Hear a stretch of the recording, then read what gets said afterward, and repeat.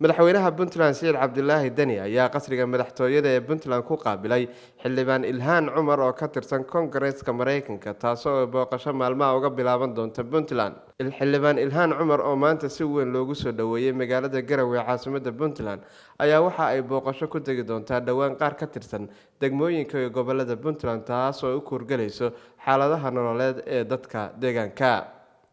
maaha markii ugu horeysay ee xildhibaan Ilhaan Cumar ay timaado Puntland gaar ahaan magaalada Garowe. شراعي ياسين شراعة تلفزيون كعالمي هون كيبل Garowe. مباراة المنتخب الاسباني الكامب بليند على القائم الثاني على طريقة فان باستين وهذه جول هذه اختيرة وهذه جول دياغو كوستا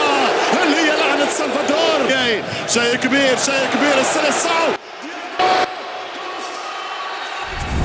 halkani waa istaadiyaha Lusail ciyaaraha koobka qaramada kubadda cagta adduunka haddana goolkulaadka ciyaartooyga Cabdilhani baa isu diyaarinaya oo la laagay fursadda ee goolaadka شيء كبير السلسعو kala soco ciyaaraha koobka adduunka ee dalka Qatar internetka xawaaraha leh shirkadda Samtel adigoo isticmaalaya hal eber hal Samtel caalami